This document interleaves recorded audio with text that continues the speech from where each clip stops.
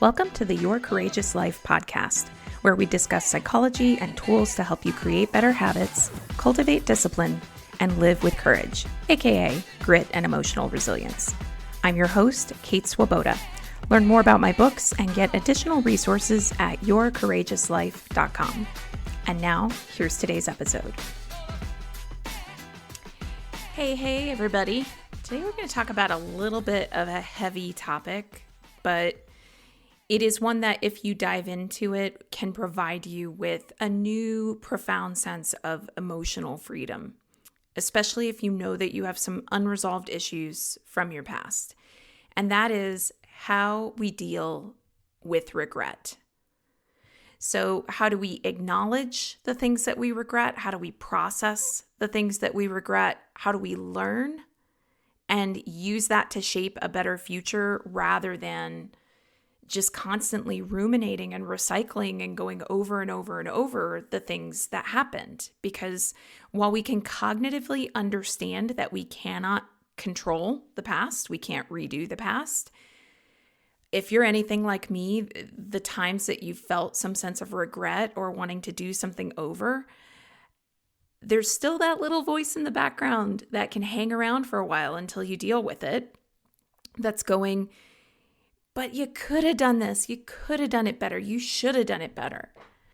And nothing taught me about how to process regret quite like a friendship that I had that I genuinely did not realize anything was wrong in the friendship. And it turned out, which I only found out after this person just suddenly disconnected and ghosted me, and it was very painful. Side note, I think we all kind of like thinking of ourselves as generally kind, loving people. I am here to tell you, as someone who's been on the receiving end of being ghosted, that is not kind or loving behavior. So ghosting someone to avoid having the awkward conversation causes so much more pain for the other person than the awkward conversation ever could have. I'm here to tell you that right now. But all this time later, here's what I can say, which is that I had a friendship. I didn't realize that I was apparently getting on this person's nerves. I had no idea, bothering them. Really what it all came down to, I ended up finding out much, much later, was that they felt like I was judging them when I was talking about, oh, here's how I would do that thing. And I had no idea that I was coming across that way. And even all these years later, I can completely own that probably my phrasing was unintentionally coming across as if I thought they should do something a certain way. And I can own that. But if I had realized at the time, I would have looked at, my phrasing or tried to change it. Nonetheless, when that friendship ended, I was super triggered about it. I mean, I just felt like, I think my thought process at the time was, because the person ghosted and just suddenly cut off, and because that was so painful, to me, I personally don't ghost people unless they are, in fact, behaving in ways that are emotionally abusive. And I don't have anyone in my life who's been physically abusive, but that would certainly be another example of a situation where I'd say, ghost away. If someone's physically abusive, get out, get away, ghost them. But emotionally abusive, same thing. But I just personally, I would try to work things out with the person. I would try to say, hey, this is super awkward for me to say, but this thing that keeps happening between us is hurtful, or it's annoying, or I don't know. I would try to deal with it in some kind of way. And I'm not saying that I have been perfect about that throughout my entire history. But for sure, the person that I am now would want to do that. When I figured out that this person didn't want to be in contact with me any longer, I took it very hard. And what ended up happening was that then I was in this spiral of regret. How could I have not noticed that she was feeling that way? And then it was a lot of self-criticism. What the hell was wrong with me that I was so clueless? That was, really harsh. And ultimately, at the end of the day, I needed to go through the process that I'm about to lay out for all of you here. And so here is how you deal with regret. And I'm actually going to get into some of the research behind how we go through a process of forgiveness and self-resolution around the things that we wish we could do differently.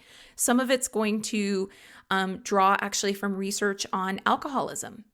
You probably know that for those who own that they are alcoholics and then enter into treatment, they often undertake a process of acknowledging the behaviors that they engaged in while under the influence and then making amends. And so self-forgiveness is a crucial part of the recovery process for many alcoholics, because if they don't forgive themselves for what they did, then it's like the things they did while under the influence are just kind of hanging over them all the time. And I think that we can learn from that process, even if it applies to the scope of addiction, and apply it to other, situations that you might regret, even if they have nothing to do with addiction. So, all right, a couple things about regrets. Point number 1, okay? Regrets are tied to the false belief that if something in the past had been different, life would be better now. And we have to reframe that belief. We have to. You have to reframe the belief that if only you had been better or different, or if XYZ had happened in a different order, everything today would be okay. Because in reality, we actually can't know that. We can't. I gotta say, all these years later, having had the opportunity to process the pain of that friendship, I actually feel like I kind of dodged a bullet. I actually go, you know what? Now from this place, I can say, would I really want someone in my life? It's weird to say this because I don't want it to come across as if I'm trying to put her down, because I actually think she was doing the best she could with the tools and skills that she had for dealing with conflict at that point in time. So I really do believe that's true. But I also go, why would I want someone in my life who, unbeknownst to me, was just sitting there silently judging me all the time?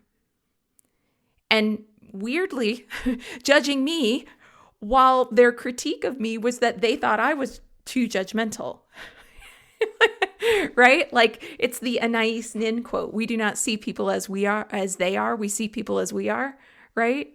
So here I am doing this thing that really was unintentional. When I look back on some of the anecdotes that I finally kind of learned were the basis for this person's feelings, I can say with all honesty that in that situation, 100% clean on, I was actually not judging anyone in that situation.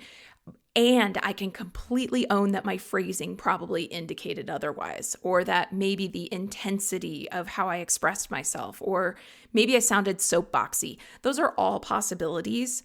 But essentially, I kind of go, there's no way I could have known that I would have been better off if that friendship had survived.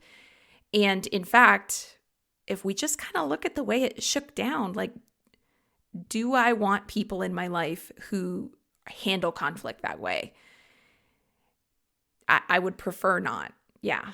Because the day will come in any friendship when you need someone, you need to rely on them. So thank goodness I found out before it was that kind of a situation. So I'm not trying to go on and on about myself. I'm just trying to dice and carve up my own life experience to try to benefit others, actually. So hopefully this is a relevant example for some of you.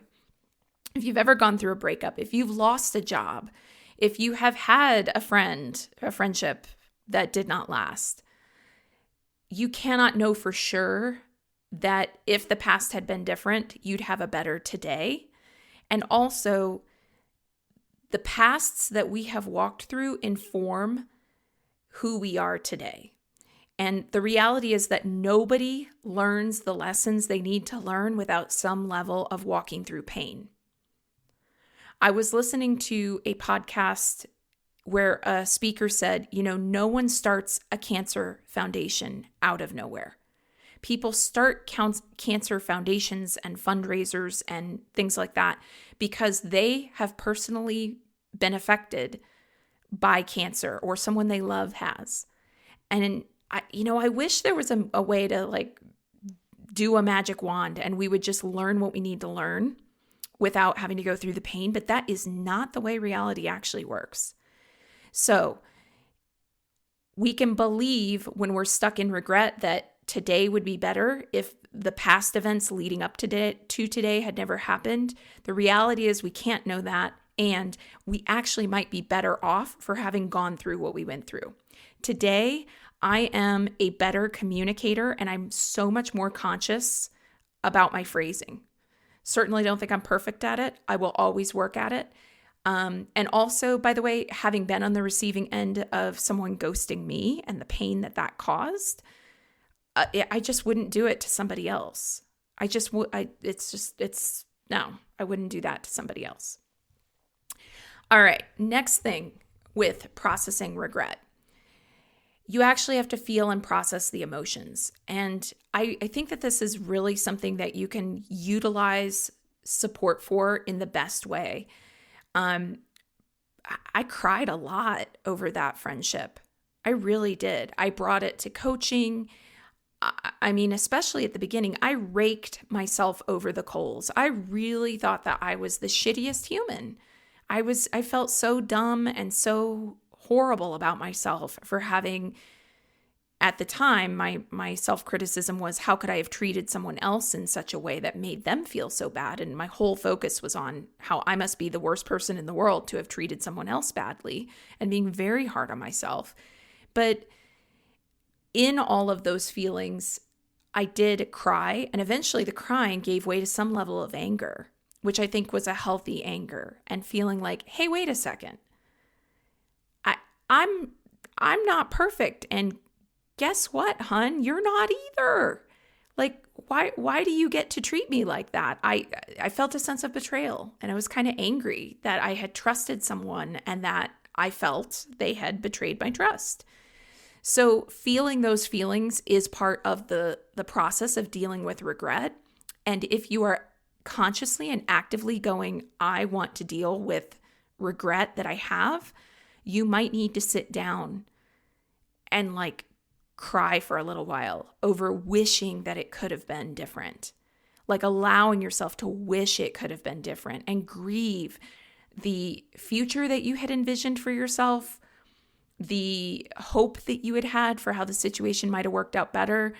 All of that is healthy expression of emotion.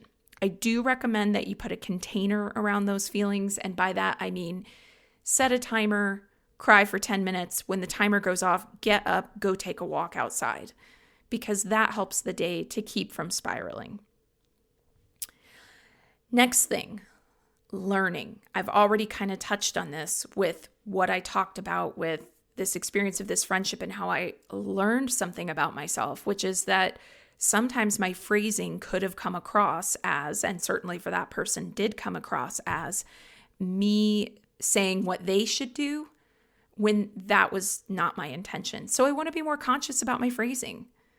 The things that we regret are opportunities for learning.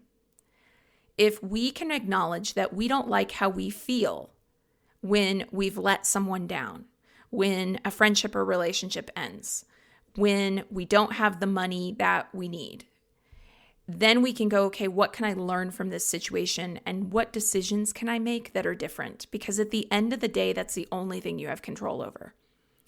It's the only thing you have control over. Here and now, and what you learned from the past, that's it, baby. I wish it were different. I know. I can, even as I'm saying the things that I've learned from my own personal experience now, there's a part of me that can still tap into the person that I was that wants to go, but. So if you're feeling that too, I get it. But this is a control issue. Constantly dwelling on regrets is trying to control the past. And the only control we have is in this moment, right here, right now. That's it. That's it. We can look at right here, right now. Here's what I now understand. Here's what I've learned. And here's what I can do differently. That is it. So I mentioned that I was going to talk about some of the research tied to this. So I found two sources that I really particularly like. Let's see, do I have two? No, actually I have three. So I have one source that I thought was really cool. That's from Enright and Fitzgibbons. Fitzgibbons, what a great last name. From 2015. It's in the American Psychological Association. It's titled Forgiveness Therapy, an empirical guide for resolving anger and restoring hope.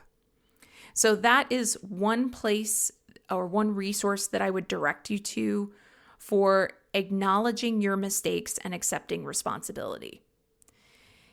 This acknowledging of mistakes and accepting responsibility can be a slippery slope if you go into blame. There's a difference between accountability and blame. So when I look at this situation with the friendship and what she had relayed to me was, I felt like you were judging things and saying this is how I should do things or how things should be. So blaming myself for how that friendship ended is going into that place of it's all my fault. I did everything wrong. I suck as a human. I made that mistake and I'm just going to have to basically eat shit because I'm a horrible person. And make no mistake, there are some people who really believe that that is how you're supposed to come back from mistakes that you make. You might have met some of those people. You might have been raised by some of those people where, like, if you make a mistake, as far as they're concerned, you need to rub your nose in the dirt and bow and scrape until you finally have begged for forgiveness enough or something to be back in their good graces. By the way, I'm not saying that that's how this friend was. I'm just saying that that is a way that we can sometimes treat ourselves. We can treat ourselves as unworthy and undeserving and get into a space of blame. Blame is really focused on all the things that went wrong. It's focused on the past. It's focused on fault finding. It's focused on making you wrong and really emphasizing how wrong you were.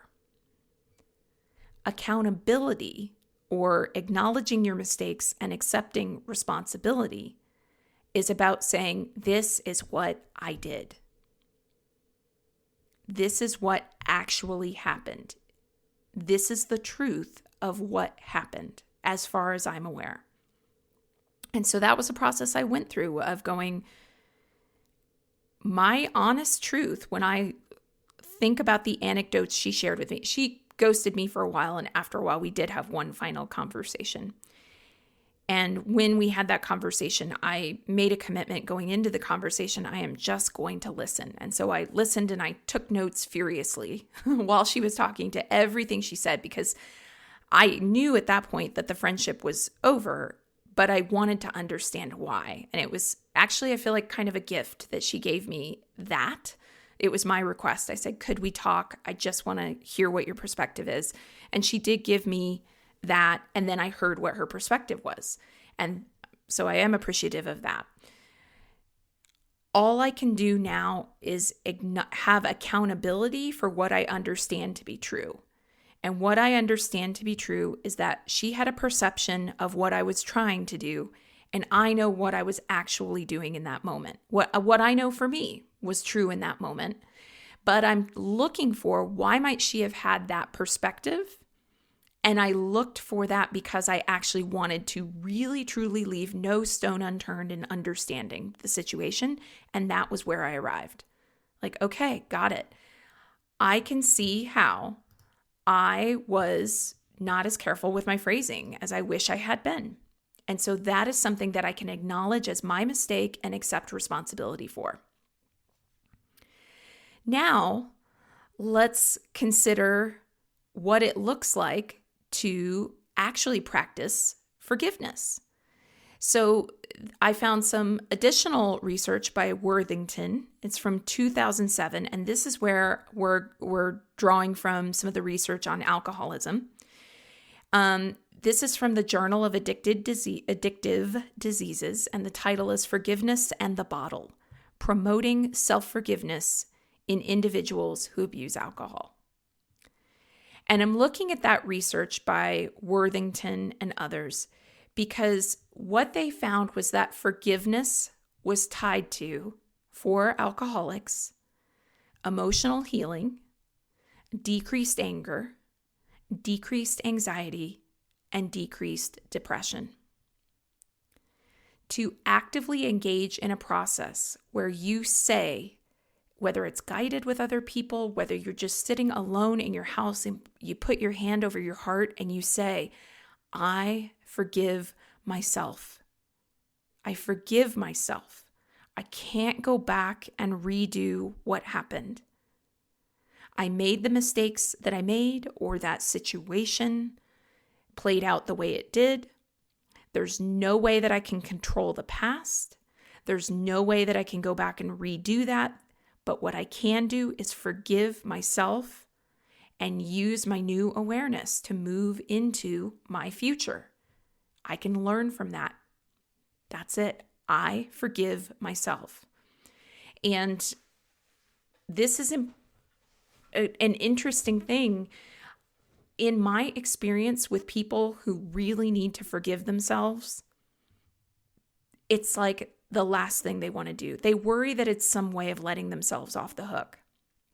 But it's not letting yourself off the hook. It's being accountable at the same time that you say, I forgive myself, recognizing that I did the best I could at that moment. It might not have been where it needed to be. I can't go back and control it. The only thing I can control is this newfound awareness that I have now. I forgive myself. So you can do that. I've done this process of forgiveness, self-forgiveness in groups. I've done it one-on-one with practitioners. I've done it sitting at home alone. All of them can be powerful. And then the last thing I'll add about practicing forgiveness when dealing with regrets is that, in my experience, the work with a one-on-one practitioner or in a group or sitting at home alone, there's something powerful about that work, but for me at least, I have not usually felt immediate relief. So it was like there would be a period where I almost felt like I was faking it. I was trying to practice forgiveness, but I wasn't really sure if I was, I don't know, even like doing it right or something, I guess you could say, because I didn't feel that lift. But slowly and with time, the lift has come where it just feels clean. And to me, how forgiveness feels is just like this simple acceptance. What happened, happened. I accept that what happened, happened. The last research I will bring is the research from Kristen Neff, who has a lot of content out there about self-compassion. Love her work. She's conducted some studies showing that self-compassion is associated with greater emotional resilience and well-being. So what is self-compassion? Again, it's not letting yourself off the hook and going, well, it doesn't matter if I slapped that person or something. Hopefully you're not going around slapping people. It's treating yourself with kindness and understanding and talking to yourself in a kind and compassionate manner. And so the title of the study was Self-Compassion, an Alternative Conceptualization of a Healthy Attitude Toward Oneself. It was published in 2003. And to practice this self-compassion, it really is a practice. It really is. Because if you're anything like me, sometimes when you're feeling a little shakier around self-compassion, you want to argue with yourself. I want to argue with myself when I'm trying to give myself self-compassion. And it's only been with time that this has gotten better. And another way that I sometimes will think about self-compassion is this. How would I talk to my daughter if my daughter was in this situation? And for anyone who's a parent out there, that's a little bit of a whoa, right? I mean, the friend that I'm no longer in contact with, she has a daughter. So it's kind of interesting. Like, would she want her daughter to be treated the way would she want her daughter to be ghosted? Or would she want her daughter to have had someone have a conversation with her? And if my daughter ghosted a friend of hers and then regretted it and felt terrible about herself, how would I talk to my daughter? If my daughter had been judgmental or came across as judgmental and a friend said, I don't want to talk to you anymore because I think you're judgmental, if my daughter came to me crying, going, Mom, I messed up. I did this horrible thing to this person and I don't know what to do. How would I talk to her? Well, that's pretty, I almost feel emotional talking about it. It's pretty simple to me. It would just be, oh, honey, come here. Just like pulling her in for the biggest hug and holding her close and just hugging her so tight that I wish there was some way that the love I felt in my body could soothe the feelings that she would be having. And really, that's what we need to give to ourselves. We need to hold ourselves so tight and say, hey, I know you didn't mean to do it that way. I know that if you could have done better, you would have done better. That's the truth. If we could have done better at that moment, we just would have. But we weren't in that place. We didn't have that capacity. It's not who we were at that time. Same thing if you have regrets over, I wish I had done this or that in my 20s. I wish that I had done this while I could have. It's not who you were. If it was who you were at that time, you would have made a different choice. So, oh my gosh, just even thinking about my daughter feeling that way is hard. It's really hard. It's very tender. But to give you some takeaways for today, I just want to reiterate that the belief to let go of is that if the past had been different, today we would be better. And we just can't know that that's true. And even if somehow we could know it's true, the past was what it was. It went how it went. So to deal with regret, what you do is you try to feel and process the emotions. You recognize that you don't have control. And you act with self-compassion and self-forgiveness around the choices you made at that time. And you do what you can to learn from them and decide to move into creating a new and better future. All right, that's today's episode of the Your Courageous Life podcast. Thank you for listening. To dive in deeper and continue the work, head on over to yourcourageouslife.com. See you there.